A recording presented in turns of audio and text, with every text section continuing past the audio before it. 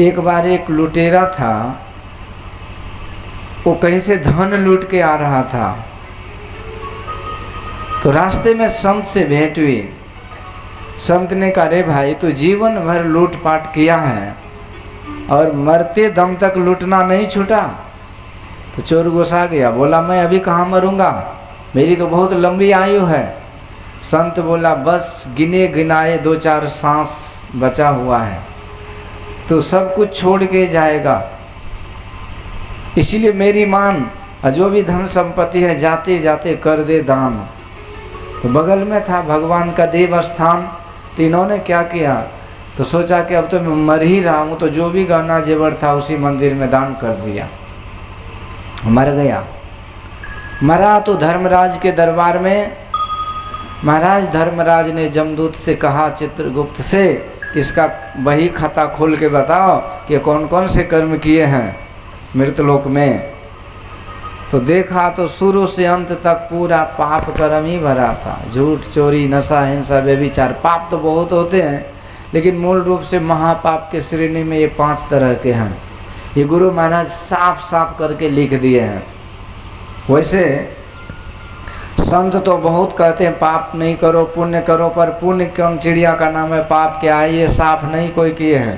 पर गुरु महाराज का सबसे ज़्यादा उपकार कि कहते हैं झूठ, चोरी, नशा, हिंसा और जारी छोड़कर जीवन बिताओ स्वावलंबी, भरम भारे फोड़कर संतों की आज्ञा हाय में ही मात धर चल छोड़कर। आया यूँ कह लीजिए कि सत्संग नितर ध्यान नित रहिए करत संलग्न हो, बेविचार, चोरी, नशा, हिंसा, झूठ तजना चाहिए। एक साथ पाप छोड़िए, पुण्य कीजिए। तो जमदूतों ने कहा, महाराज इन्होंने इतना पाप कर्म किया है कि इसको लाखों करोड़ों वर्षों तक इस नरक में यातना भोगने से फुर्सत नहीं मिलेगा। धर्मराज कहते ऐसा नहीं हो सकता कि कोई केवल पाप ही कर्म करे, कुछ तो पुण्य किया होगा। फिर से देखो, तो फिर से जब चेक किया इधर से वो शुरू से अंत तक उसके बही खाता को, तो एक कोने में अंतिम में एक पुण्य लिखा हुआ था। महाराज इन्होंने मरते मरते मंदिर में कुछ दान किया। दान तब उधर उसका परिणाम देखने लगे, रिजल्ट किस कर्म का कौन सा फल होता है। तो धर्मराज ने देखा कि इसका जो दान है तो थोड़ा सा ही, लेकिन ये दान ऐसे प्रॉपर जगह में, योग्य जगह में किया है कि इसके बदले में ये तो 2 मुहूर्त के लिए इंद्र के पदवी पे बैठेगा। यानी ये 2 मुहूर्त के लिए इंद्र की गद्दी सिंहासन इसे मिलेगा। तब धर्मराज कहते, देखो जमदूत, इनसे बोलो, पूछो कि ये पहले 2 मुहूर्त के लिए इंद्र बन के बैठना चाहेगा कि हजारों लाखों करोड़ों वर्षों तक नरक की यातना भोगेगा, पूछो। तो ये अपराधी सोचने लगा, मुझे तो नरक लिखा है तो नरक तो जाऊंगा ही, चलो थोड़ा सा स्वर्ग का भी सुख ले ले। कहा, महाराज मुझे 2 मुहूर्त के लिए यही स्वर्ग का सुख दे दो। भेज दिया। जाते ही ये अपराधी इंद्र के गद्दी पर विराजमान हो गया, पर केवल 2-3 घंटे के लिए। जैसे इसके हाथ में पूरा कमान आया, पावर आया, इन्होंने उसका यूज करना, प्रयोग करना शुरू किया और कुबेर महाराज को बोला कि आपके पास जितना भी धन है गरीब याचकों में से लुटा दिया जाए। अब आदेश है तो कौन मना करे। इसी तरह वरुण देवता को बोला, जाइए सबकी सेवा कीजिए, अपने पास जो पानी की व्यवस्था है। वायु देवता को बोला, आपके पास जो सेवा है, जो भी खजाना है, सबको, जितने भी देवी देवता के पास जितना धन संपत्ति का जो भी अधिकार था, 2 घंटे के अंदर ही, 2-3 घंटे के अंदर ही सब कुछ दान पुण्य में लगा दिए। और जैसे समय हुआ जमदूत आ गया, चल दिए। अब धर्मराज कहते हैं कि रुको रुको रुको, अब नरक नहीं जाएगा, पहले देखने दो, हिसाब किताब कुछ गड़बड़ लग रहा है। फिर से बही खोता, देखा कि अब इसका परिणाम क्या हुआ, कुछ तो कर्म उससे फिर हो गया था। अब ये कर्म जो है, ये इतना दान पुण्य कर दिया, इतना शुभ कर्म ये 2 मुहूर्त में कर दिया, अब इसका फल तो ज़्यादा हो गया उस नरक के फल से। धर्मराज कहते, देखो जमदूत, मामला कुछ लगता है उल्टा हो गया है। ये तो लाखों करोड़ों साल नरक में जाना था, पर ये 2 मुहूर्त में इतना पुण्य कर दिया है ना, कब इसे खरबों खरब साल तक स्वर्ग के सुख भोगने से फुर्सत ही नहीं मिलेगा, तब नहीं नरक जाएगा। भेजो इसको। तो वहीं फिर स्वर्ग के अनंत सुखों को वर्षों वर्षों तक भोगता रहा, और कालांतर में वही अगले जन्म में राजा बलि बन के आया। पर दान पुण्य का संस्कार था, धर्मात्मा स्वभाव था। भगवान जब 52 रूप में आते हैं, जान गए, उसके गुरुजी शुक्राचार्य ने बताया था, महाराज ये 52-53 नहीं है, ये छलिया विष्णु है, ठगने के लिए आया है। फिर भी दानी स्वभाव का धर्मात्मा था, और कहते ठगने आया तो कौन आया, भगवान ही आया है ना। तो भगवान ठगते नहीं है, वो कल्याण करते हैं। और 3 पग भूमि के बहाने 3 लोक संपदा भगवान को दे दिए। और बाद में प्रभु ने उसे सुतर लोक प्रदान किए, और सुतर लोक का स्वयं सिपाही बन के भगवान उस राजा बलि को दर्शन देते रहे, और उससे वो अनन्य भक्त हो गए। तो ये थोड़ा सा भी किया हुआ दान पुण्य धर्म कर्म ये अक्षय पुण्य देता है। हमारे विमल बाबू ने थोड़ा किया, 2 दिन तक ये दरबार लगाए, मेला सजाए, और बड़े सुंदर तरीके से ये सत्संग हुआ।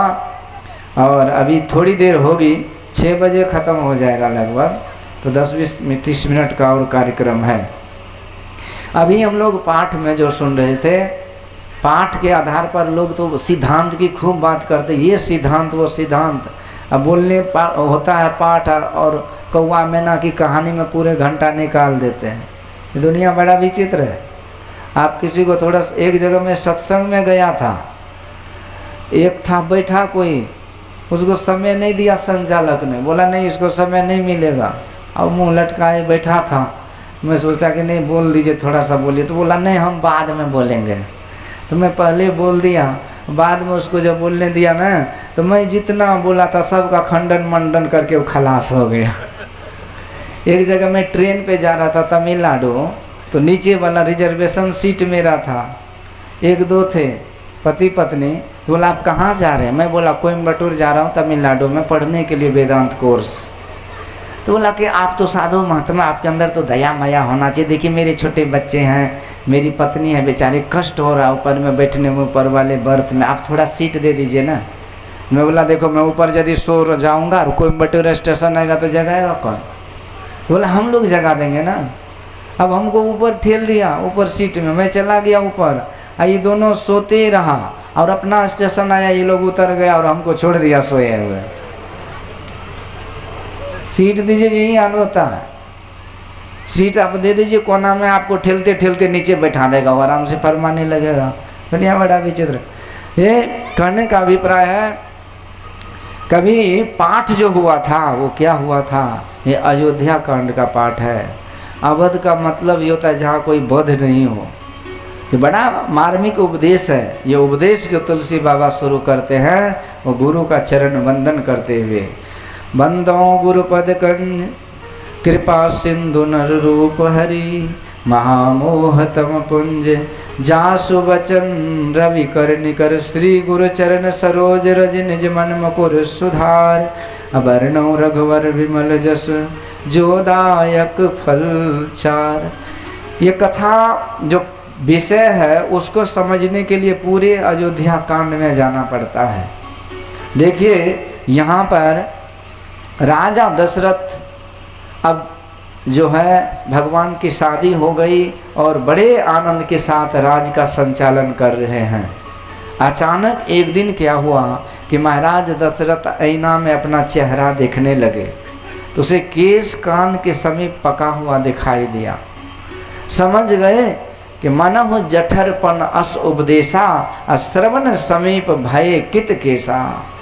ये कान के पास जो बाल पक गया है ना, ये नोटिस है ईश्वर का कि अब तुम सावधान हो जाओ और इस नोटिस का रिप्लाई दो, अब जा कर के तब साधन करो। कभी कान पक जाते हैं, कभी दांत हिलने लगते हैं, कभी घुटना में दर्द होता है, ये सब क्या है, ये नोटिस है। लेकिन हम लोग ध्यान नहीं देते हैं। घुटना में दर्द होता है तो बढ़िया बढ़िया जो है ना तेल लगाते हैं, वो महानारायणी तेल है, ये है वो, आसन व्यायाम शुरू। कमजोरी लगने लगता है तो हॉर्लिक्स च्यवनप्राश टाइमली खाने लगते हैं। केस पकता है तो काली मेहंदी लगा लेते हैं। दांत हिलता है तो उखड़वा करके और नया दांत फिट करा लेते, नोटिस पर ध्यान ही नहीं है। और कभी कभी उखड़वाने में भी लफड़ा हो जाता है, क्योंकि डॉक्टर से सब ट्रेंड थोड़े होता है। एक जगह एक माताजी गई दांत उखड़वाने के लिए, तो उखड़वाने तो गई थी, और उधर से पन्नी में पॉलीथीन में पूरा कैप्सूल टेबलेट भर के लाई। तो मुँह लटका हुआ, मैं पूछा कि की भेलो, दांत उखड़ल कि ना? बोलती बाबा की कहियो, जे दांत हिल रहे वो हिलते छे, आ डॉक्टरे ने दूसरे दांत घींच लेलके।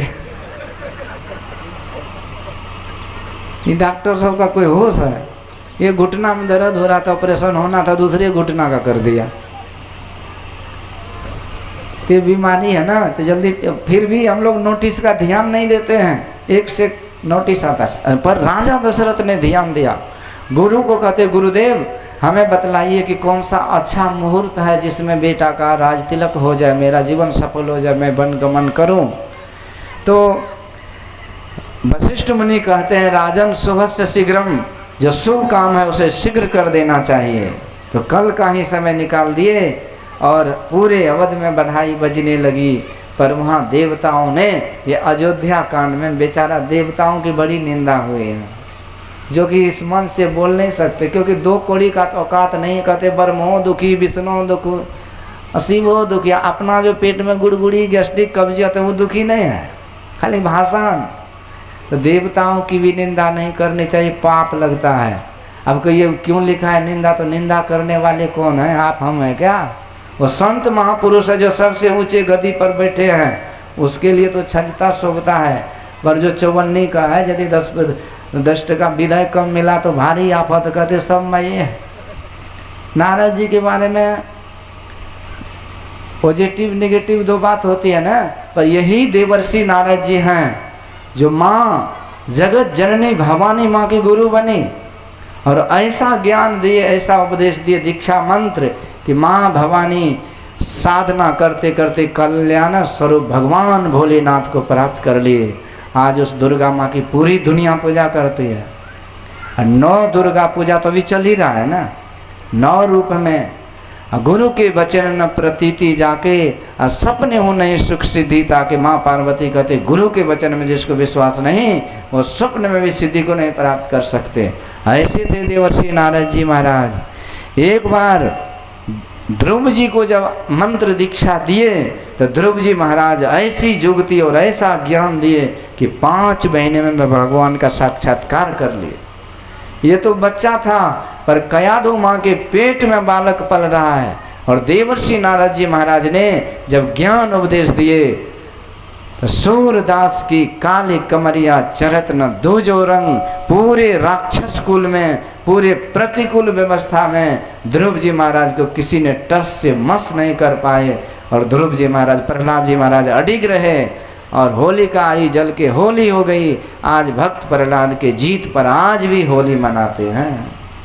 और भगवान साक्षात खम्भ फाड़ करके प्रकट होकर के कल्याण किए। ये है नारद जी। नारद जी पूर्व जन्म में दासी का बेटा था और नारद जी महाराज ने उस समय सत्संग किए थे और संतों ने आशीर्वाद दिया था, दर्शन दिलाए थे भगवान का। और इसको जब आकर्षित कर दिए प्रभु के तरफ, तो इसकी माँ बड़ी दुखियारनी थी। माँ को छोड़ के जंगल तो नहीं जा सकता, उसकी माँ रोने लगी। तब वही नारद जी उस जन्म में घर पर ही साधना किए, पर एक दिन उसके माँ को सांप डस लिया था। तो माँ मर गई तो रोते रोते चिता में आग दिया और रोते रहे। जल करके देखते देखते उसकी माँ जल के खाक हो गई। तो वही राख को माथे पर तिलक लगा करके और फिर आशीर्वाद समझ के नारद जी उस जन्म में दासी का बेटा था तो जंगल जाके कठोर तप किया। समय मतलब जीवन पूरा हो गया, साधना पूरी नहीं हुई। और केवल हम खत्म नहीं होते, दुनिया भी एक दिन खत्म होता है। ये ब्रह्मांड का ही प्रलय हो गया। एक कल्प तक विधाता ब्रह्मा जी योग का आश्रय लेकर के शयन में रहे 4 अरब 32 करोड़ साल। और तत्पश्चात ब्रह्मा जी जब योग निद्रा का, जब योग मतलब रात पूरी हो गई ना ब्रह्मा जी की, तो वहीं जब सवेरा हुआ तो फिर से ब्रह्मा जी ने रचना करी, तो वहीं ब्रह्मा जी के संकल्प सृष्टि में मानस पुत्र बन करके आए, और वो दासी का बेटा और मानस पुत्र के बन के आए, और वही विख्यात हो गए देवर्षि नारद जी के नाम से। और ऐसी साधना की कि प्रभु श्री हरि नारायण के शुद्ध स्वरूप को प्राप्त किए, और सगुण रूप से भगवान ने प्रकट होकर के भी उसे वीणा प्रदान की। देवदत्ता मिमां वीणा स्वर ब्रह्म विभूषिता। और कहते नारद जाओ तुम इसी वीणा पर मेरा गुणगान करो और दुनिया में तुम जस कीर्ति को प्राप्त होगे और तुझे माया छू तक नहीं पाएगी। और ऐसे देवर्षि नारद जो जिसकी जस कीर्ति दानवों के बीच चले जाइए उसको गुरुजी मानते। गुरुजी कहिए क्या करना, कंस का भी गुरुजी है, भगवान कृष्ण का भी है। मानवों के बीच, देवताओं के बीच, भगवान के बीच, भगवतियों के बीच, सब जगह जस कीर्ति नारद जी का।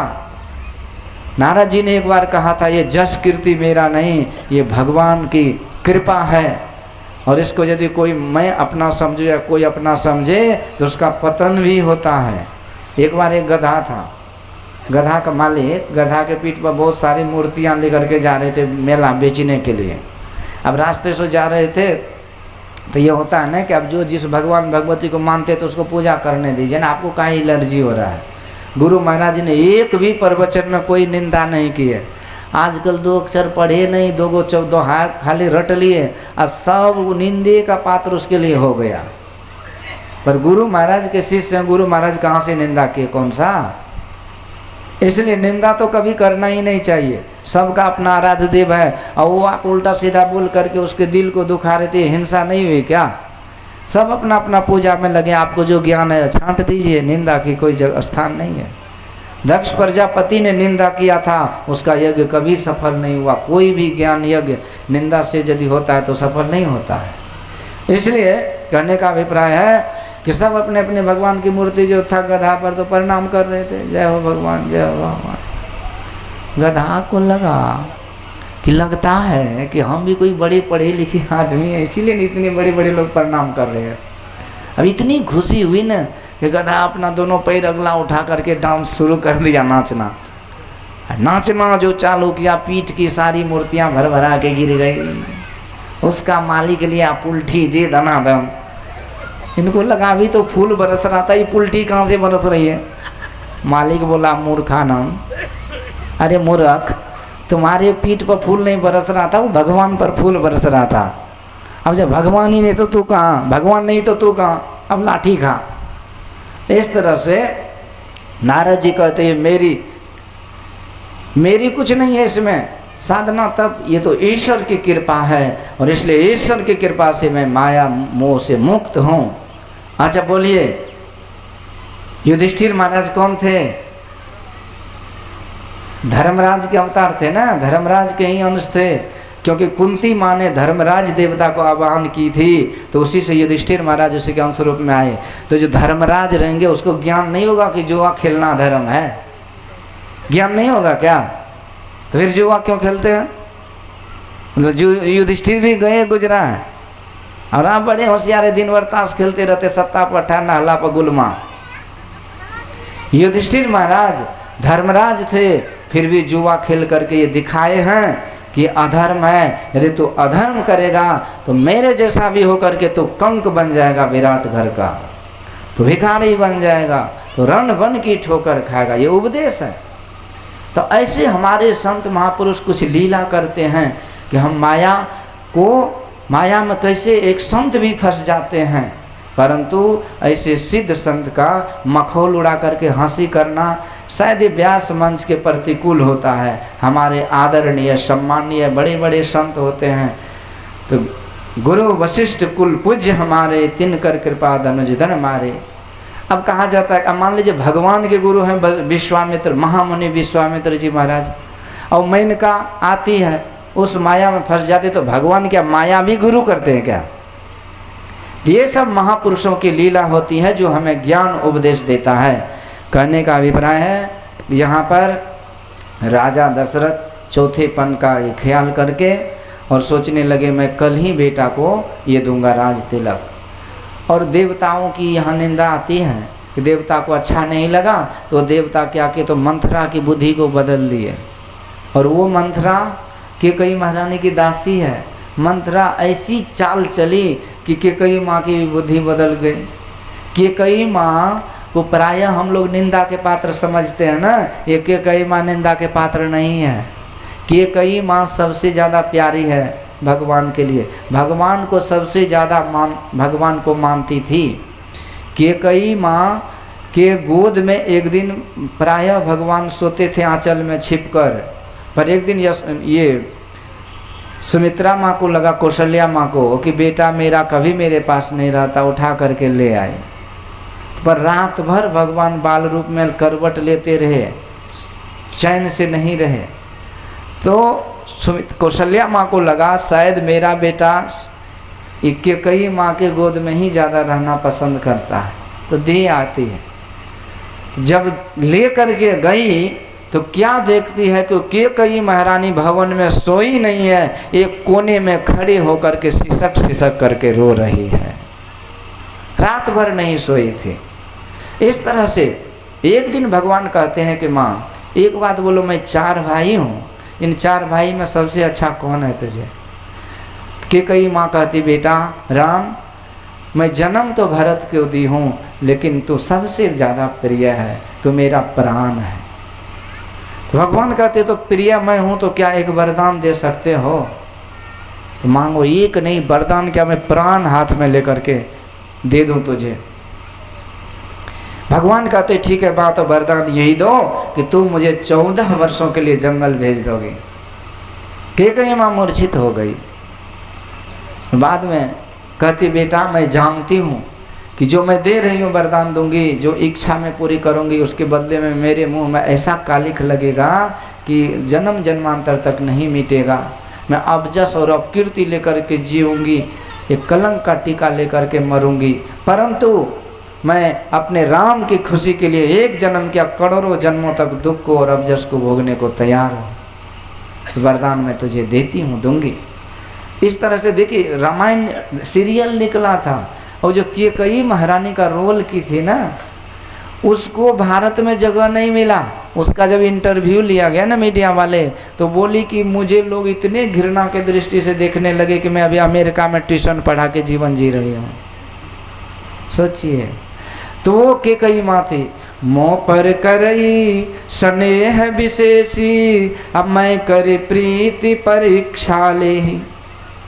यही भगवान कहते मुझ पर ज़्यादा प्रेम करती है, पर वो कैकेयी महारानी को मंथरा ने बुद्धि बदल दी। आगे प्रसंग ये आता है कि भगवान ये कैकेयी माँ ने 2 वरदान राजा से लेकर के भगवान को जंगल भेज देती है। और यही भगवान पहले जब जाने लगे जंगल ना, तो भगवान ने कैकेयी माँ को कहा था कि हे माँ सुनो, सुनो जननी सोई सुत बड़ भागी, अजय पितु मातु बचन अनुरागी। हे जननी, वो सुत बड़ भागी होता है जो माता पिता के अनुरागी होते हैं। अच्छा बोलिए कि जननी किसे कहा जाता है? जो जन्म देती है। तो भगवान को जन्म दी थी क्या कैकेयी माँ? तो जननी क्यों कहा गया? तो जन्म से विशेष महत्व कर्म का होता है। जो सही कर्म पर लगाए, सही धर्म पर चलाए, उसे जननी कहना चाहिए। आज यदि भगवान जंगल नहीं जाते तो दुराचारी राक्षस रावण, कुंभकर्ण, मेघनाद, बड़े बड़े असुरों का संहार कैसे होता और धरती माँ का उद्धार कैसे होता। तो थोड़ा सा सुख का त्याग यदि कर दिए, तो एक राम यदि एक राज्य के कुछ सदस्य का त्याग हो गया तो लाखों करोड़ों की भलाई हो गई। और भगवान बन गए, जंगल गए तो भगवान बन गए, नहीं तो राजकुमार ही रहते हैं। ये कैकेयी माँ का ये आशीर्वाद था, और उसी माँ का त्याग और बलिदान था कि भगवान पूज्य। राम गयो वनवास मेरो, लखन गयो वनवास, चंदा छुप जा रे बादल में मेरो राम गयो वनवास। चंदा छुप जा रे बादल में, मेरो राम गयो बनवास। चंदा छुप जा रे बादल में, मेरो राम गयो बनवास। राम गयो बनवास, मेरो लखन गयो बनवास। चंदा छुप जा रे बादल में, मेरो राम गयो बनवास।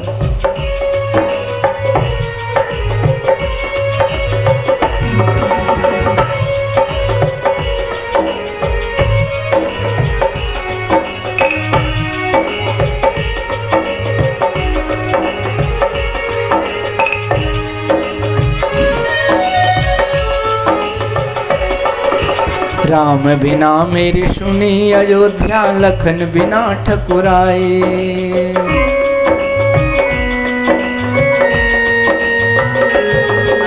राम बिना मेरी सुनी अयोध्या, लखन बिना ठकुराई।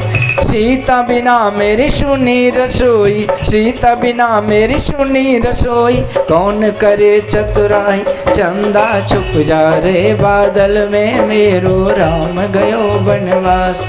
चंदा छुप जा रे बादल में, मेरो राम गयो बनवास।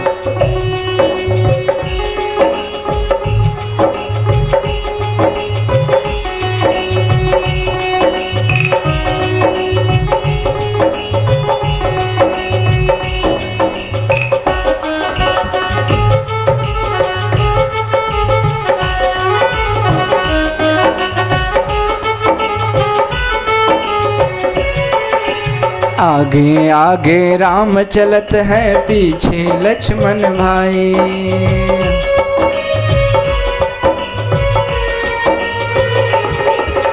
आगे आगे राम चलत है, पीछे लक्ष्मण भाई।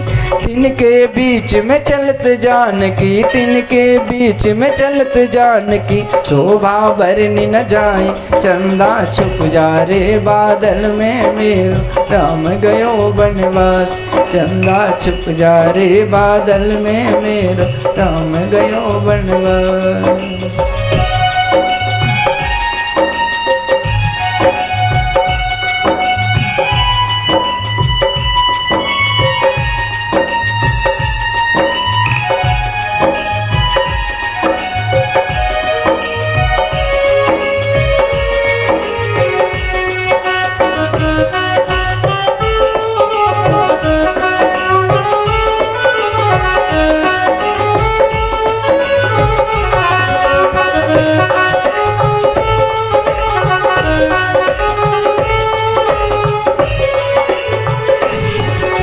सावन बरसे भादो बरसे, चले पवन पुरवाई। जय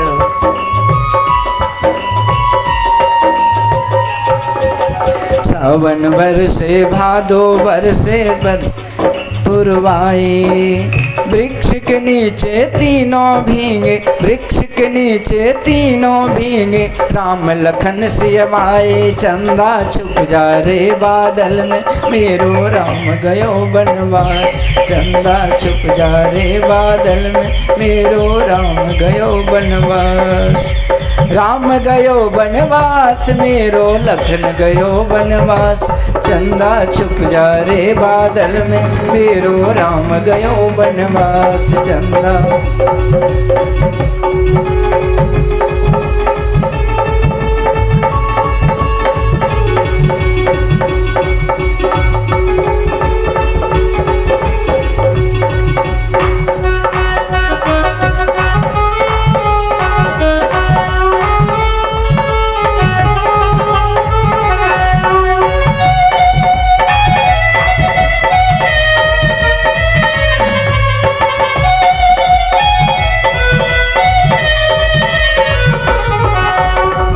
जय हो।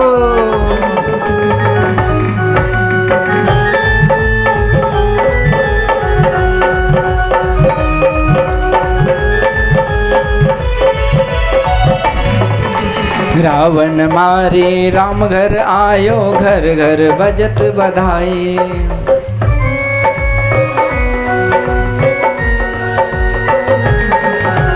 रावण मारी राम घर आयो, घर घर बजत बधाई। सुर नर मुनि जन करत आरती, सुर नर मुनि जन करत आरती। तुलसीदास गुण गाए, चंदा छुप जा रे बादल में, मेरो राम गयो बनवास। चंदा छुप जा रे बादल में, मेरो राम गयो बनवास।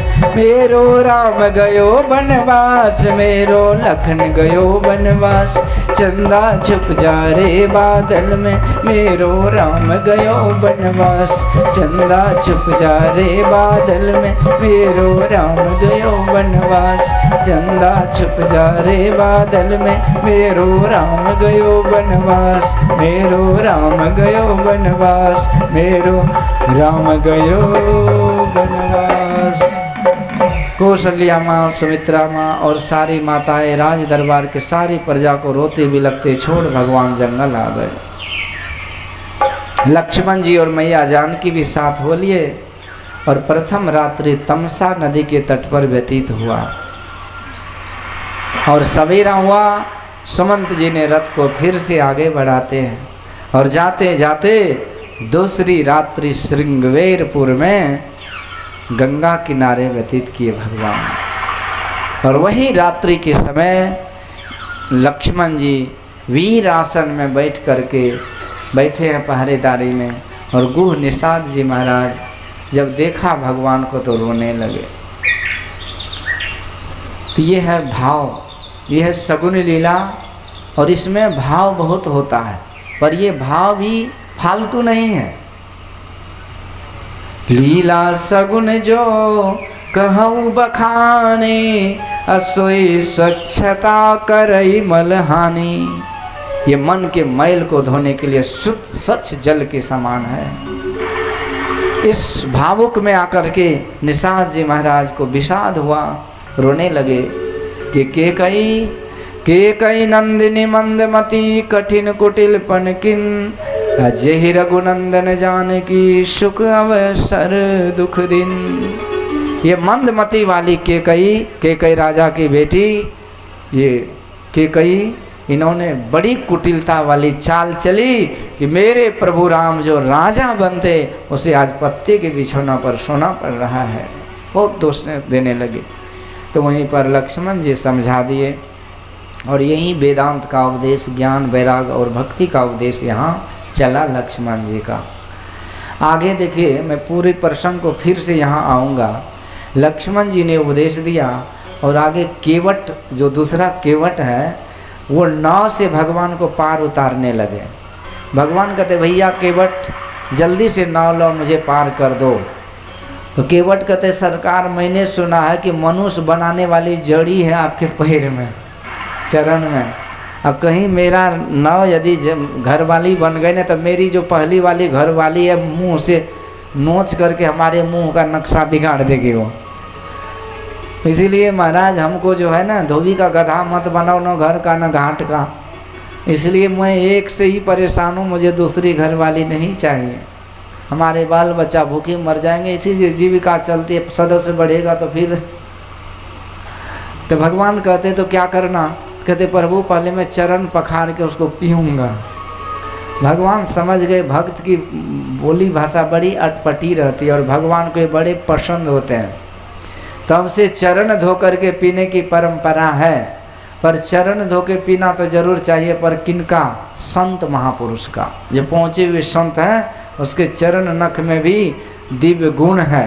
परंतु अब साधारण लोगों का क्या करें, तो उसको आप प्रणाम कर लीजिए ना। हम लोग को भी आता है लोग पैर धुलाने के लिए, तो क्या करते हैं, हाथ में थोड़ा जल लेकर के गुरु मंत्र जप देते हैं, जल को उसमें दे देते, छिड़क दीजिए, पवित्र हो जाएगा। हम तो नहीं पवित्र कर सकते, लेकिन वो मंत्र तो पवित्र करेगा ना। ओम नाम अखिल अगपूग नसावन, गुरु का जो मंत्र है करोड़ों गंगा माँ से भी बढ़ करके पवित्र करने में समर्थ है। हाँ, वो मंत्र पढ़ दिए तो जल पवित्र नहीं करेगा। वैसे कहते नहीं, गंगा जल छिड़क देते हैं तब पवित्र होता है, तो वहाँ भी मंत्र का ही खेल है। कोई भी पूजा पाठ होता है ना तो शुद्धिकरण पवित्रीकरण पवित्र करने के लिए जल जरूरी होता है। जल फल फूल के बिना कौन सी पूजा करेंगे। अच्छा मान लीजिए गुरु महाराज प्रत्यक्ष आ गए तो क्या कहेंगे कि जल तल नहीं चढ़ाना है, हम ये कर्म कांड को नहीं मानते हैं। वैदिक परंपरा सनातन परंपरा उसके पीछे ज्ञान क्या है? ज्ञान ये है कि आजकल लोग बूट जूता पहने घर घुस जाता है। हमारा सनातन परंपरा कहता है कि मेरे घर पर आइए तो चरण धोकर आइए। आगे बस चरण जल पाखंड है, चरण धोकर के आइए, आसन दिया जाता है, स्नान कराया जाता है, ये परंपरा है। इसीलिए जल के बिना सेवा कैसे होगी? नहीं तो कहते नहीं जल तल नहीं चाहिए, गिलास चाय दे दीजिए, सब कुछ दे दीजिए, उसको चाय नहीं दीजिए मुँह अनहार हो जाता है।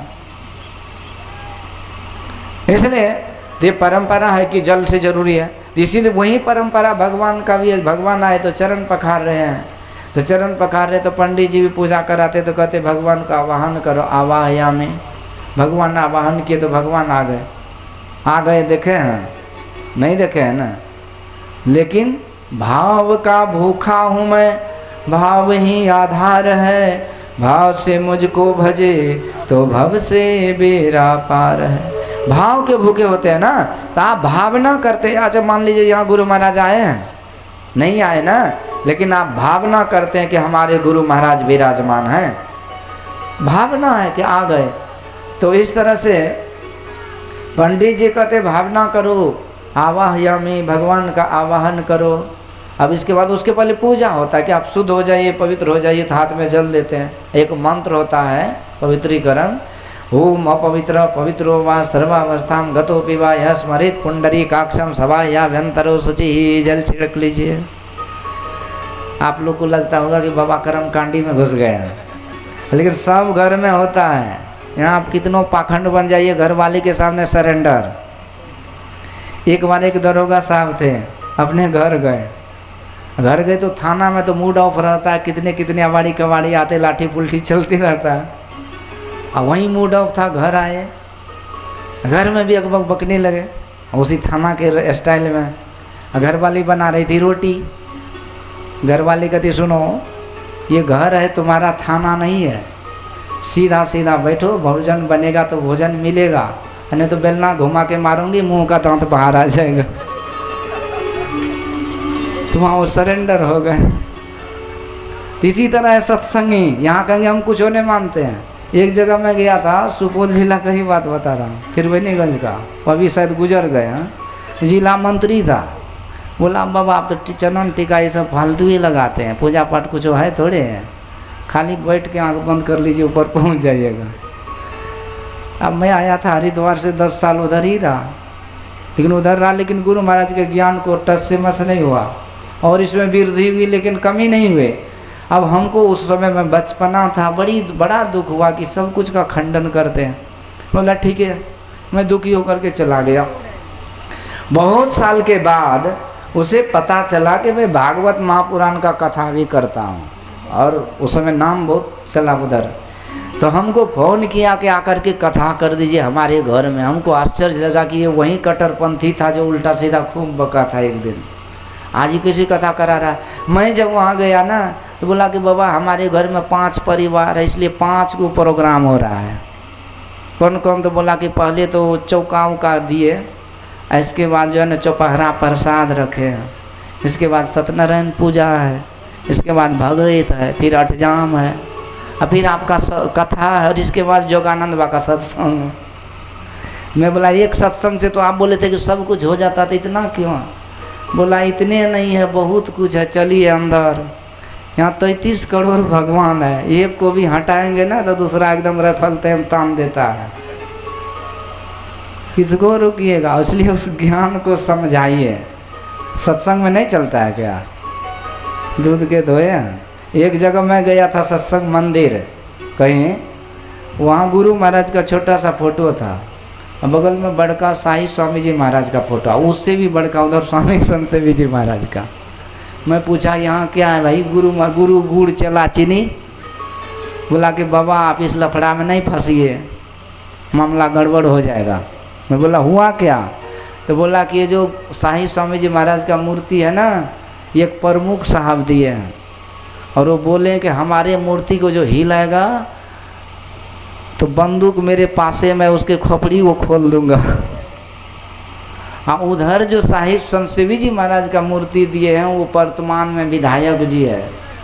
वो बोला हमारे बाबा को जो हिलाया तो उसको हवा में उड़ा देंगे। इसीलिए दोनों बाबा तो टनाटन है, लेकिन गुरु भी महाराज छोटा हो गए। इसलिए इस लफड़ा में मत पड़िए। गुरु महाराज का जो सिद्धांत है, ज्ञान है, वो बड़ी चीज़ है। इसलिए यहाँ पर क्या होता है कि ये मंत्र जो है ना, ये कर्म कांड नहीं है। मंत्र का अर्थ है कि ओम अपवित्र अपवित्र वा, आप अपवित्र हैं अथवा पवित्र है, सर्वावस्था में गतो आप किसी भी अवस्था में यदि यह स्मरित पुंडरीकाक्षम, यदि आप पुंडरीकाक्ष भगवान का स्मरण करेंगे तो सवाई या अभ्यंतर सोची आप बाहर भीतर से शुद्ध हो जाएंगे। तो सुमरन करने से होता है ना। तो मैं यहाँ कह रहा था कि चरण धोने की परंपरा तभी से चली है, तो सच्चे संत का चरण पखारा जाता है। तो यहाँ ये केवट बोला कि सरकार आपका मैं तो चरण धो के रहूँगा। तो भगवान बोले ठीक है, धोने लगा ना। अब केवट को लगा चरण तो धो रहा हूँ, लेकिन आशीर्वाद भी मिल जाता तो मज़ा आ जाता। तो केवट कहते सरकार देखो, चरण धो करके जो रख देते हो ना तो फिर से धूल लग जाता है, तो बार बार कितना धोऊंगा। ऐसा करो कि चरण उठाए रखो, और सहारा नहीं मिलता तो मेरे माथे पर हाथ का सहारा ले लो। तो इस जुगती से आशीर्वाद भी ले रहे हैं, चरण भी पखार रहे हैं, और भगवान को नाव में पार कर दिए। और भगवान कहते उतराई ले लो, तो कहते कि एक जाति बिरादरी के लोग कुछ लेन देन थोड़ी करते हैं। अब जैसे मान लीजिए दरोगा साहब कार्यक्रम करा रहेंगे, दूसरे दरोगा भी आएंगे, अथवा उसको कोई काम ऑफिशियल काम होगा तो एक दूसरे से थोड़ी कुछ लेंगे, होता है। तो ये नहीं होता। भगवान नाराज, लक्ष्मण जी और नाराज। कहते कि केवट ये हमारे प्रभु की एक जाति बिरादरी के कैसे। केवट कहते काम एक ही है, चाहे राजा हो कि प्रजा हो। मैं नौ में नदी पार करता हूँ और आप भवसागर पार करते हैं। जब मैं संसार सागर में डूबने लगूंगा अंत समय, तो हे प्रभु जब मैं आपको पुकारूंगा तो मुझे भव से पार लगा देना। हम दीप क्यों जलाते हैं? तो गुरु सूर्य रूप उनकी ज्योति अनूप उर के नासे तमकूप भजो साध गुरु। सूर्य भगवान के सामने दिया क्यों जलाते हो? तो सारी दुनिया को प्रकाशित करते हैं। ये भाव है, हे प्रभु आप तो प्रकाश स्वरूप है, अनंत कोट भान छवि तेज उजाले, करोड़ों सूर्य के समान प्रकाश है आप में, परंतु मेरे पास भी कुछ है तो मैं आपको प्रकाश दे रहा हूँ, और इसके बदले में मेरे अंदर जो अंधकार भरा है उसमें आप प्रकाश फैला दीजिए। ये सब भाव होता है। भगवान को खिलाते, भगवान दुनिया को खिलाते हैं। विश्वोत्पत्ति आदि है तभी जो ईश्वर पालन करते हैं जगत को, उसको हम कौन सी प्रसाद चढ़ाएंगे भाई? फिर प्रसाद क्यों चढ़ाते हैं? प्रसाद इसलिए चढ़ाते हैं कि जब द्रौपदी महारानी के सामने दुर्वासा ऋषि ने श्राप देने के लिए 88,000 महात्माओं को लेके गया, तो भगवान ने एक दाना तो लिए थे, लेकिन 88,000 ऋषियों का पेट भर गया कि नहीं? जलाने दीजिए, पंखा इधर घुमा दीजिए। तो इसलिए ये प्रसाद है। इसलिए हम जो कुछ भी जीवन में देते हैं इसी भाव से देते हैं कि आपको तो कमी नहीं है, पर ये सब कुछ हमें कमी है, हमें ज़रूरत है, हमें प्रकाश का ज़रूरत है, हमें भोजन का ज़रूरत। छोड़ दीजिए, जलाने दीजिए ना, आप लोग काहे परेशान हो रहे हैं? तो हमें ज़रूरत है, इसलिए प्रभु मैं आपको दिखा रहा हूँ। असतो माँ सदगमय तमसो माँ ज्योतिर्गमय। तमसो यानी अंधकार से मुझे प्रकाश की ओर ले चलिए, और दीप दिखा करके प्रार्थना करते हैं। तो इस तरह से यहाँ पर केवट ने कहा मुझे भी बदला दली है, आप उतार देना। भगवान मुस्कुराते हुए आशीर्वाद देकर चले गए। देखिए आगे क्या होता है, जो रावण आदि का वध करके जब भगवान गए ना, तो कहा जाता है कि ये केवट उस दिन से नाव चलाना छोड़ दिया। बोला जब मैं भगवान को इस नाव पे बैठा लिया तब दुनिया को नहीं बैठाऊंगा। और उस दिन से घर भी छोड़ दिए। वहीं घाट पर बैठे केवट रास्ता देखते रहे कि मेरे प्रभु, मेरे दयालु कृपालु, मेरे भगवान जरूर आएंगे। वो वचन दिए थे कि लौटते समय वो आएंगे। घर परिवार का तिलांजलि दे करके कंदमूल फलका करके केवट तपस्वी जीवन जीने लगा। जब भगवान पुष्पक विमान से आते हैं तो पुष्पक विमान की गति रुक गई। तब भगवान कहते मेरा भक्त केवट है, तो उसे बैठा करके ले गए थे। ऐसा अगाध प्रेम था। तो आगे की कथा ये आती है कि केवट जब पार कर दिए तो भगवान प्रयागराज गए। प्रयागराज में भारद्वाज ऋषि के आश्रम पर तीसरी रात व्यतीत करते हैं और आगे जमुना जी को पार करके भगवान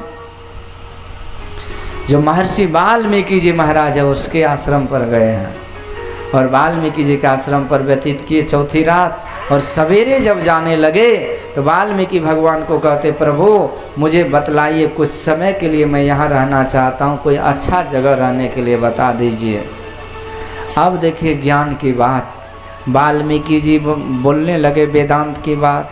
कहते प्रभु एक बात बता कि आप कहाँ नहीं हो, वहीं बता देता हूँ। तो ये संत की दृष्टि है, संत महापुरुषों के लिए ईश्वर सर्वत्र है, लेकिन हमारे लिए सर्वत्र थोड़ी है। अग्निर्देवो द्विजातीनाम मुनिनाम हृदय दैवतम प्रतिमा स्वल्प बुद्धिनाम सर्वत्र समदर्शिनाम। ब्राह्मण के लिए केवल अग्नि में देवता है। भगवान जब ब्रजवासियों के साथ वृंदावन में लीला कर रहे थे तो एक दिन ब्रजवासी कहते भैया कन्हैया मेरे पेट में भूख से चूहा कूद रहा है, भूख लगी है, व्यवस्था करो। प्रभु कहते ब्रजवासी हो जाइए, यहाँ से थोड़ी दूर में ब्राह्मण देवता यज्ञ कर रहे हैं, वहीं जाइए। देखिए आप लोगों को तो लगता होगा कि 6 बज गए अब क्या, लेकिन जो हमारे आदरणीय विमल बाबू है उधर से सूचना आया कि 6:30 बजे तक होने दीजिए, तो 10-20 मिनट और होगा, हो जाएगा। तो इस तरह से ब्रजवासी जब गए तो देखते कि ब्राह्मण देवता स्वाहा स्वाहा करके सब कुछ आहुति में डाल रहा था, हवन में, हवन कुंड में। तो ब्रजवासी कहते भैया पंडित जी थोड़ा सा मिलेगा हलवा पूड़ी। पंडित लोग मंत्र में व्यस्त थे। एक पंडित को बड़ा गुस्सा आया, बोला रुको हलवा पूड़ी खिलाते हैं। वो पूजा छोड़ दिया, जितना जोर से रपेटा में बचवा सब भागा जी जान लेके। आते कहते कन्हैया तुम कहते हो कि वो पंडित ब्राह्मण देवता वो तो कसाई था, टंगड़ी जब पकड़ लेता ना तो वो झोंक देता हवन कुंड में, तो बच गया। हम लोग भागने में तेज हैं। बचवा सब भी बड़ा तेज होता है, लेकिन हम लोग उसको तेज बनने नहीं देते ना, उसको भोदू बना के रखते हैं, अंडा गंडा खेला करके। यदि इस जगह पे आएगा तो स्वामी विवेकानंद का स्वरूप है, he is learned beyond learning, such a great scholar I have not seen in this whole world, no one can measure how much knowledgeable person he is. विद्वानों ने कहा ये विद्वता से परे का विद्वान है, विद्या आती कहाँ से। एक बचवा बड़ा तेज था, बैठा था सत्संग में, लेकिन वो उधर प्रसंग नहीं, मैं नहीं जाऊंगा। तो कहने का अभिप्राय है कि भगवान कहते देख ब्रजवासी ये पंडित लोग केवल देवता को अग्नि देवता में दर्शन करते हैं, तुम जब ब्राह्मणियों के पास, और जब ब्रजवासी ब्राह्मणियों के पास गए तो सारी ब्राह्मणियों ने अपने हाथ से भोजन प्रसाद बना करके और आती है भगवान और ब्रजवासियों को खिला करके अनंत अनंत आशीर्वाद लेकर चली गई। तो केवल अज्ञानी लोग अग्नि में देवता का दर्शन करते हैं, पर जब भाव है भक्ति है तो वहाँ साक्षात हो जाता है लाभ। अग्निर्देव मुनि नाम हृदय देवतम, मुनि लोग हृदय में देखते हैं। प्रतिमा स्वल्प बुद्धि नाम, अल्प बुद्धि वाले फोटो में केवल देखते हैं। और सर्वत्र समदर्शी नाम, संत जो सब जगह देखते हैं। तो यहाँ वाल्मीकि भगवान ने प्रभु का दर्शन सब जगह किए और कहते आपसे खाली तो कोई जगह ही नहीं है।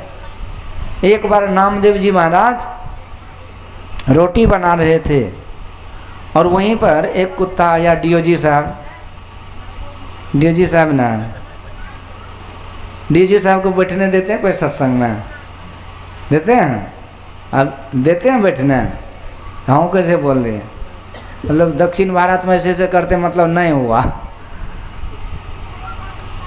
तो डीओजी को बैठने नहीं देते, बड़े घर की बड़ी बोहरिया सत्संग में न जाए, जन्म जन्म हुए कुतिया घर घर डंडा खाए।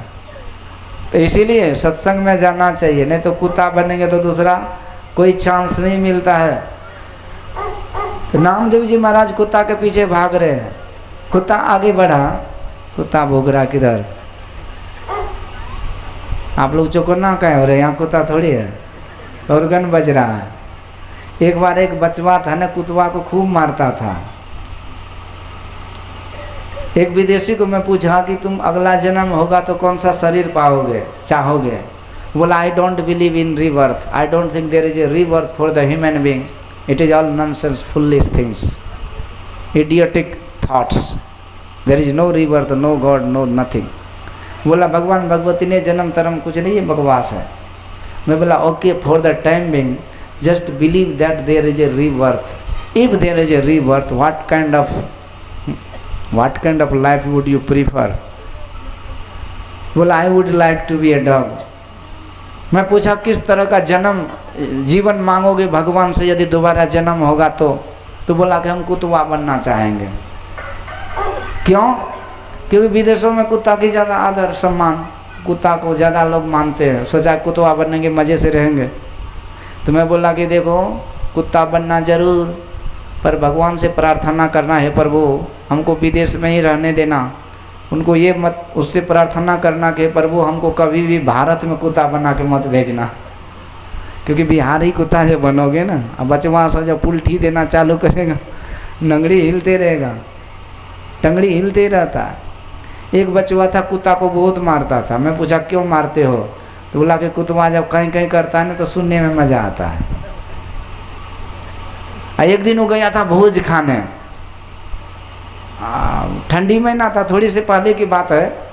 उस समय लोग पत्तल में खाते थे, लुका उका जला के, बोल बत्ती नहीं था, आप लोग जानते होंगे। तो भोज खाने ठंडी महीना गया था, वो लाठी ले के चलता था। तो पहला पंगत हो गया था भोज का। देखो बूढ़ा बाबा आए थे, करिया कमल ओढ़ के, पहला पंगत खा लिया, उधर चला गया, वो क्या बोलते हैं, बसबिट्टी तरफ दिशा लघु शंका। ये दूसरे पंगत में जो बचवा बैठा ना भोजन में, तो इसकी नज़र उधर पड़ी बसबिट्टी तरफ। तो देखा ना तो इनको लगा कि लगता है कि करिया कुतवा बैठा है वहाँ। अभी खाना छोड़ दिया, अब पुलठी पीछे संभाल लिया, धीरे धीरे टहल गया वहाँ। और उसको क्या पता, वो तो बैठा था। ये पुलठी घुमा के इतना जोर से पीठा पर दिया, गदगदा नहीं। बाबा कहते, मर लियो रे बाप। बचवा भागा, लंका ले लिया।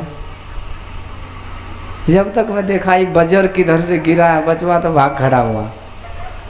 कुत्ता के भरम में इंसान की धुनाई हो जाती है। कुत्ता बिल्ली का शरीर बड़ा दुखद होता है, इसलिए भक्ति भजन करेंगे तो मनुष्य शरीर मिलेगा।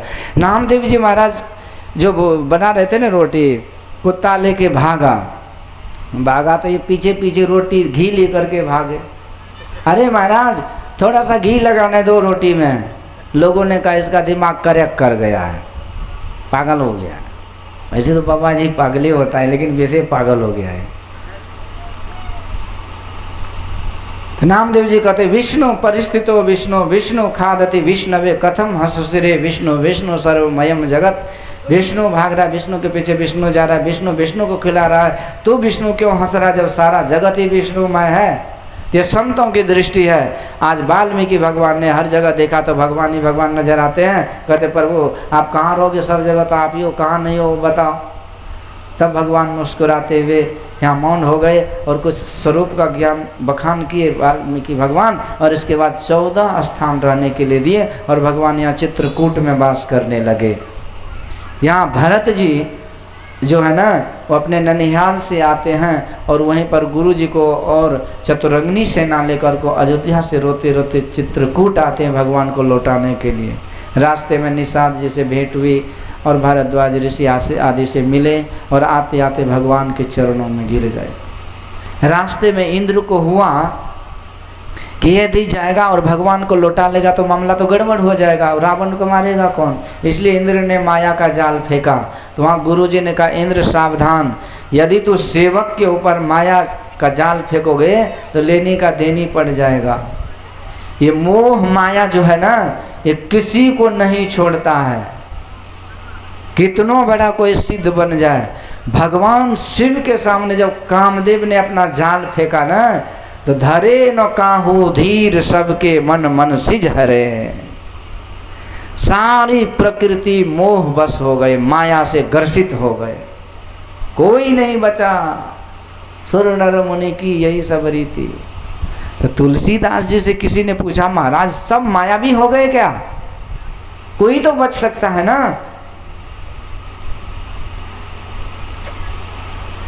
तो तुलसीदास जी महाराज कहते, जे राखे ओ ते उब रहते हो काल मां, वो बच पाया जिस पर भगवान ने जिसको बचा दिया। कोई नहीं बच सकता है। यह गुण साधन ते नहीं होई, तुम्हारी कृपा पावई कोई कोई। हम साधन तो करते हैं लेकिन गुरु की कृपा के बिना थोड़ी होगा। गुरु खोले तिल द्वार हो ब्रह्मांड में पैसार, वही खोलते, हम अपने से थोड़ी खोल पाते हैं। इसलिए जिस पर ईश्वर की कृपा होती है वो माया से बच जाते हैं, वो कर्म बंधन से नहीं लगता है उसको। और भरत जी महाराज सच्चे भक्त थे, इसलिए आज माया उसे कुछ नहीं कर पाया। भरत जी को भगवान से मिलने से यह माया नहीं रोक पाई। और भरत जी को भगवान कहते हैं कि भरत आज मैं तुम्हारे बस में हूँ, यदि तुम चाहो जो बोलोगे मैं वही करूँगा। मैं भूल गया रावण कुंभकर्ण मेघनाद में, भूल गया पिता का वचन में, सब कुछ भूल गया, आज मैं तुम्हारे बस में हूँ। ये होती है सच्ची भक्ति। और भक्त कैसा है भरत जी? अच्छा, भरत जी किस लिए आए थे? लौटाने के लिए, लौटाने के लिए ना, यही तो बात है। भरत जी लौटाने नहीं आए थे, भरत जी भगवान का दर्शन करने आए थे। सेवक के लिए मालिक का दर्शन ही सब कुछ है, करना तो उसका काम है। भरत जी को जब भगवान ने पूरा फ्रीडम दिए, फिर भी भरत जी कहते हैं कि हे प्रभु आज्ञा समन सुसाहिब सेवा, असो प्रसाद जन पावई देवा। आज्ञा के समान कोई सेवा नहीं, इसलिए मुझे आज्ञा दीजिए। तब आज्ञा का ही पालन किए और खड़ाऊ लेकर के भरत जी आ गए और यहाँ पर खड़ाऊ को राजगद्दी पर बैठा दिए। और भरत जी नित्य पूजत प्रभु पावरी, प्रीति न हृदय समात, मांगी मांगी आय सुकरत, राज काज बहु भांति। ये अब रोज भरत जी उस खड़ाओं को ही प्रतिनिधि समझ के राज का संचालन कर रहे हैं। और भरत जी सच्चे संत होकर के अपना कल्याण किए। भरत सरिस को राम शनेही, जग जप राम राम जप जेही। ऐसे भरत जी थे। तो देखिए यहाँ जो पाठ हुआ वो कर्म का विषय था। ये कर्म के बंधन से जीव कैसे छूटे, तो उसी के लिए ये अभिनय भरत जी का है कि यदि कोई भरत जी के तरह समर्पण भाव से भक्ति करे तो माया से बच जाएंगे। और यदि वो कर्म करे तो कर्म करे दर करता नहीं दास कहावे, सोई निर्बंध बंधारे बंधा निर्बंध होए। तो कर्म तो भरत जी राज को चला रहे हैं, लेकिन वो खुद करता नहीं, करता तो प्रभु राम है जिसका खड़ाऊ उन्होंने सिंहासन पे रख दिया। इसी तरह जो जीवन को भरत जी के तरह जिएंगे और सब कुछ तन मन धन सब तेरा, क्या लागत है मेरा, समर्पण भाव से वो भक्ति करेंगे तो कर्म बंधन से बच जाएंगे, माया छू नहीं पाएगी और वो परम प्रभु परमात्मा को प्राप्त करके परम कल्याण बना लेंगे। इन्हीं शब्दों के साथ ये सत्संग को यहीं विश्राम और सत्संग को पूर्ण विराम। सत्संग कराने वाले आयोजक आदरणीय श्री विमल बाबू लाख लाख धन्यवाद के पात्र हैं। इनकी जितनी सराहना की जाए उतना कम है। ऑफिस में रहते हैं तो बहुत लोग सर सर कहते हैं, हकीकत में आज ये असली में सर जी हुए जिन्होंने परमात्मा के दर में आए। तो वो सर सर नहीं, जो हर जगह झुक जाए वो सर सर नहीं होता, और जो इस दर पे झुक जाए वो सर सर हो जाता है। परमात्मा के दर पर आ गए तो गुरु के चरणों में सर हो मेरा। तो परमात्मा के चरणों में जब सर झुका देते हैं ना तो सच्चे माने में महान होते हैं। तो यहाँ पर भरत जी महाराज की तरह हमें कर्मयोगी होना होता है। सब कुछ समर्पण कर गुरु की सेवा करनी चाहिए। गुरु की परमात्मा की सेवा करने पर सब कुछ समर्पण भाव से। तो हमारे जो राजीव बाबू है ना, उसका इशारा में ला के थोड़ा सा गाड़ी को खींचिए। एक जगह मैं कथा में गया था झारखंड में, तो उधर से एक पुरिया वो ले लाया लौंग, अब वहाँ पर्ची में लिख दिया कि अभी चलने दीजिए 2 घंटा। मतलब लौंग खाइए, गला फ्रेश कीजिए और घींचिए। हम लोग को आदत है, पर क्या है ना कि बड़ा आनंद है। आप लोग भी बैठे रहिएगा, माता जी सब आगा नहीं जियो, उधर भुतवा है बाहर में। आइए एक भजन सुनते हैं और फिर समझाते हैं कि समर्पण भाव से कैसे सेवा किया जाता है, ताकि हम कर्म बंधन से बच जाए।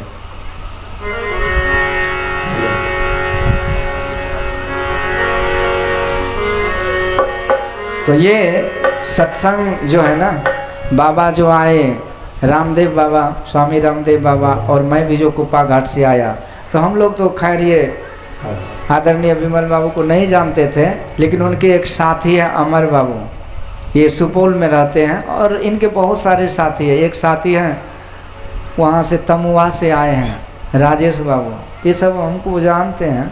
तो यही अमर बाबू के माध्यम से मैं आया, पर मुझे बड़ी खुशी है कि सचमुच में जितना नाम सुंदर है उतना ही काम सुंदर कर दिए इन्होंने। विमल मतलब कोई विकार नहीं, तो निर्विकार होने का, विमल होने का यही एक सबसे सुंदर उपाय है कि गुरु का दरबार लगा दीजिए और गुरु की कृपा से सब तरह से पवित्र हो जाते हैं जीव। आइए भजन सुनते हैं। कि हे प्रभु हर जन्म में बास मिले सरयू तीर का, जय।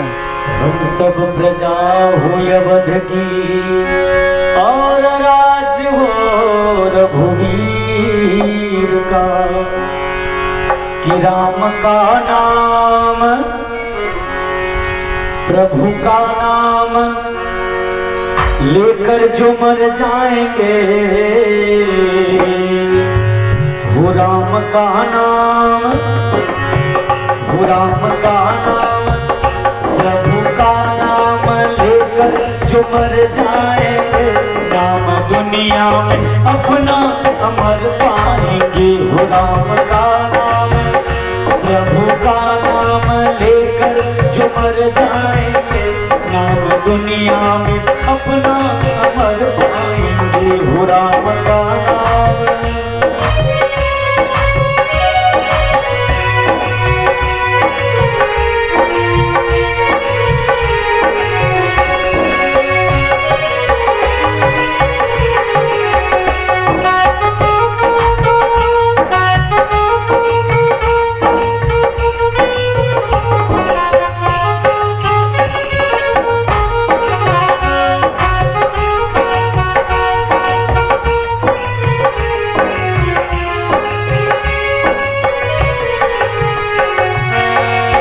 ये न पूछो कि मर कर किधर जाएंगे,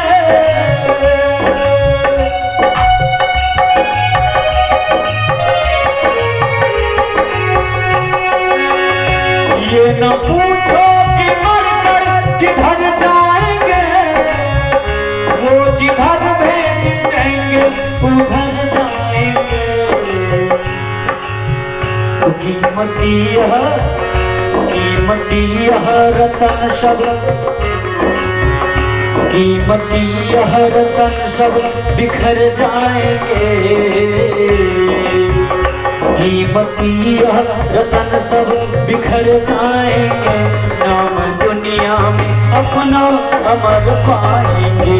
राम का नाम, प्रभु का नाम लेकर जो मर जाएंगे, नाम दुनिया में अपना अमर पाएंगे। राम का नाम।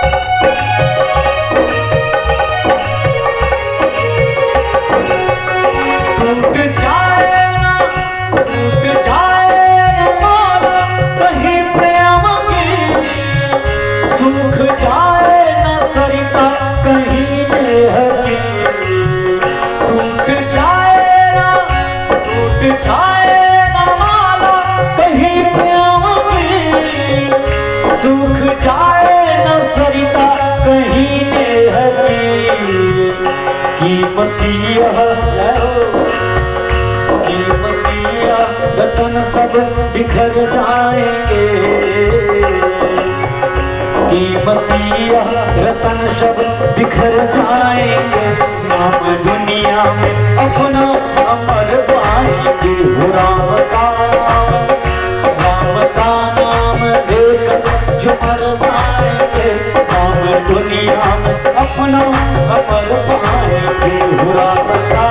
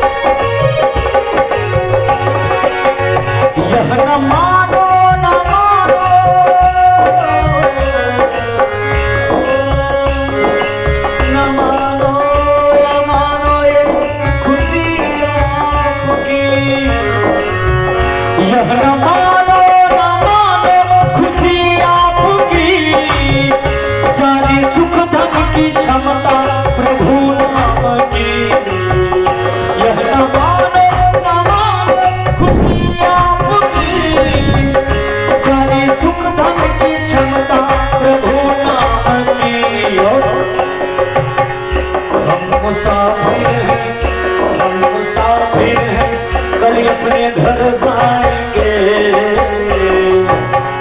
हम मुसाफिर हैं कल अपने घर जाएंगे, नाम दुनिया में अपना अमर पाएंगे। राम का नाम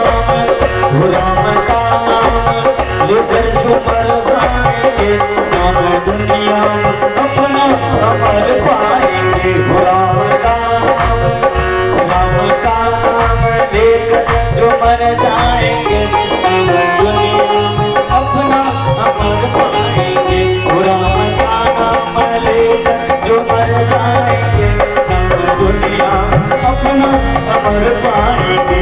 राम का नाम लेकर जो मर जाएंगे, नाम दुनिया अपना अमर पाएंगे। राम का नाम मर जाएंगे।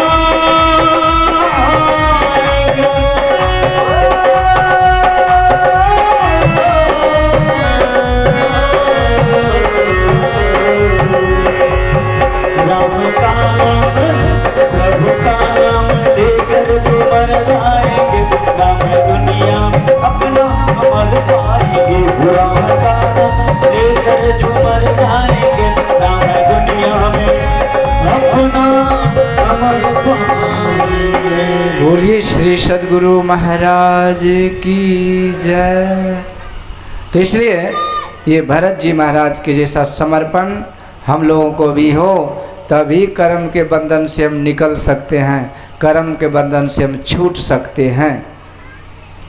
क्योंकि ये जो पाठ हुआ तो कर्म पर ही हुआ ना, कर्मों का फल भोगना पड़ता है जीव को। ये द्वैत में ही कर्म होता है, ये अज्ञानता में ही सारे कर्म धर्म होते हैं।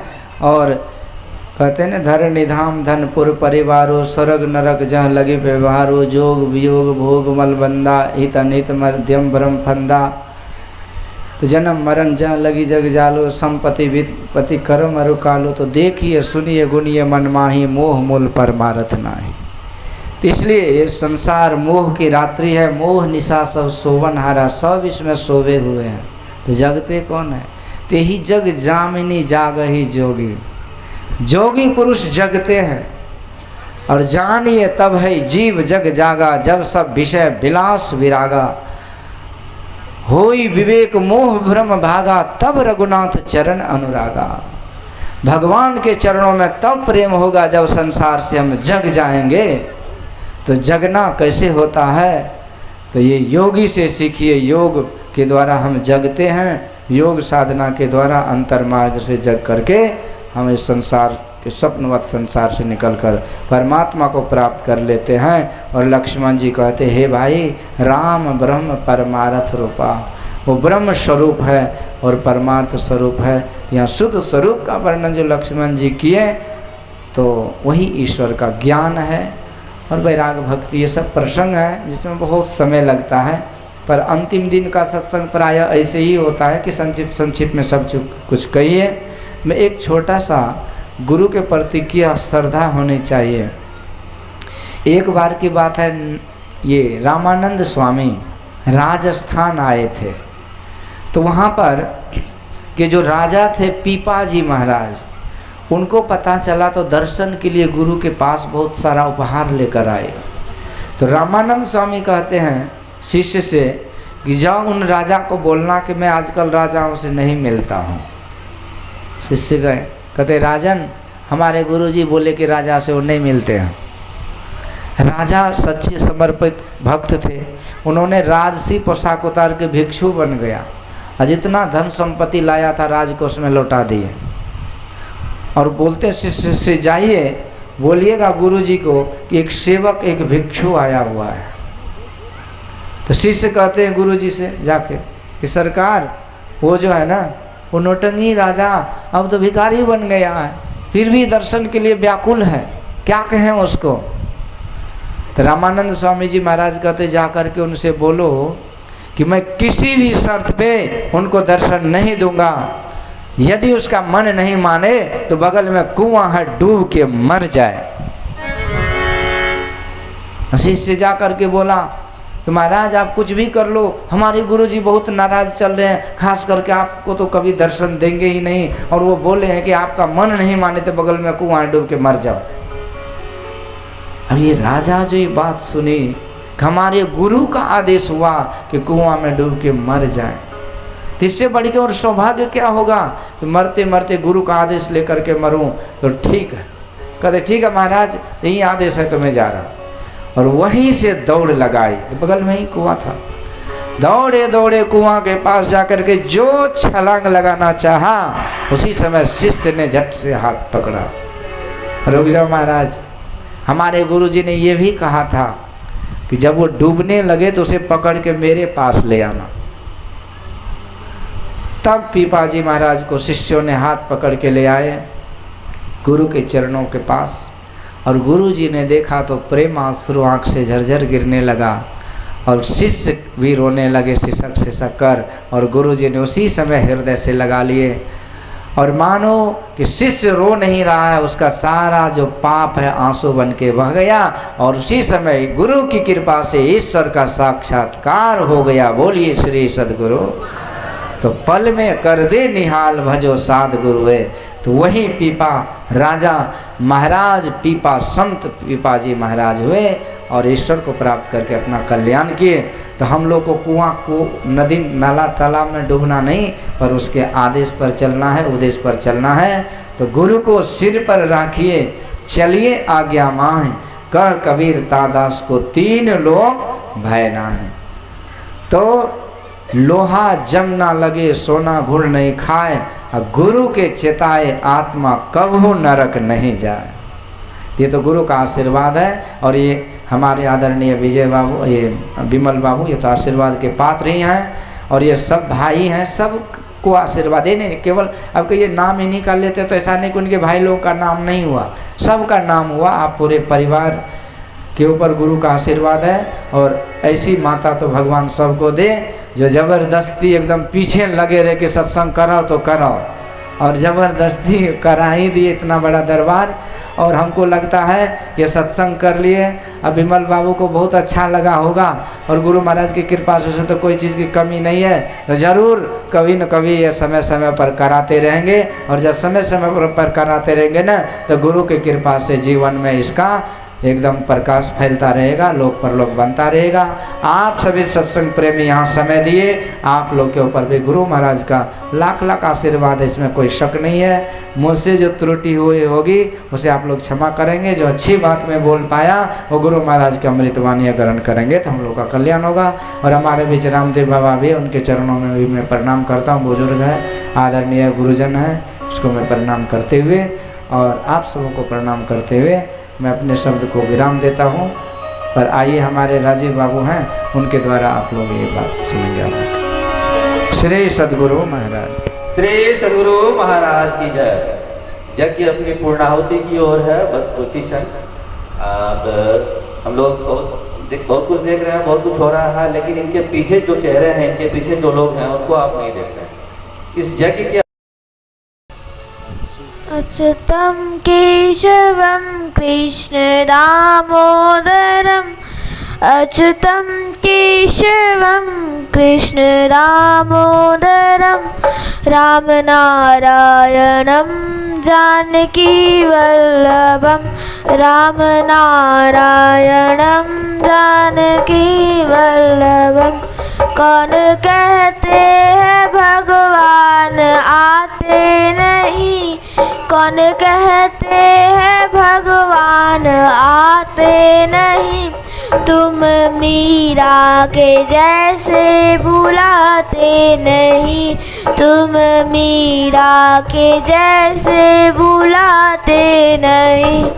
अच्युतं केशवं कृष्ण दामोदरम् अच्युतं केशवं कृष्ण दामोदरं रामनारायणं जानकी वल्लभं रामनारायणं।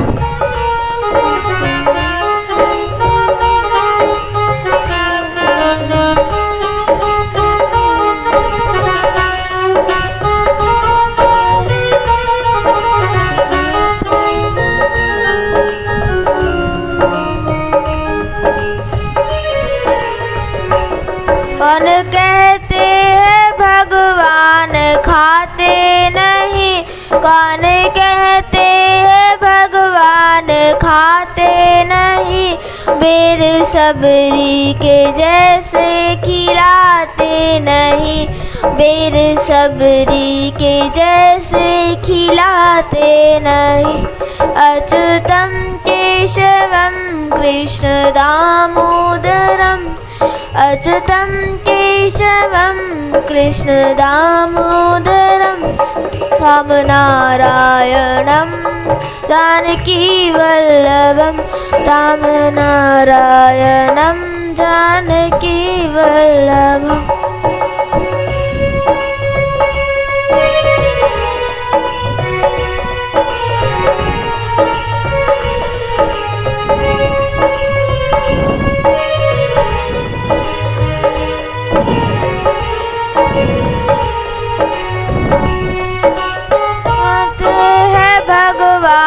सोते नहीं, कौन कहते हैं भगवान सोते नहीं, माँ यशोदा के जैसे सुलाते नहीं, माँ यशोदा के जैसे सुलाते नहीं। अच्युतं केशवं कृष्ण दामोदरम् अच्युतं केशवं कृष्ण दामोदरं रामनारायणं जानकी वल्लभं रामनारायणं जानकी वल्लभम्।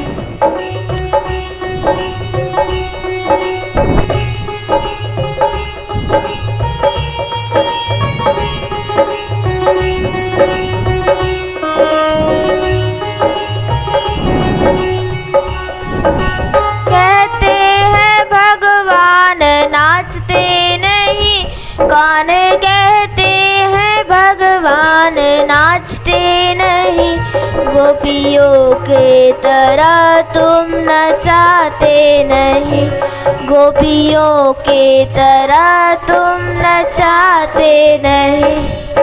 अच्युतं केशवं कृष्ण दामोदरम् अच्युतं केशवं कृष्ण दामोदरं रामनारायणं जानकी वल्लभं रामनारायणं जानकी वल्लभम्।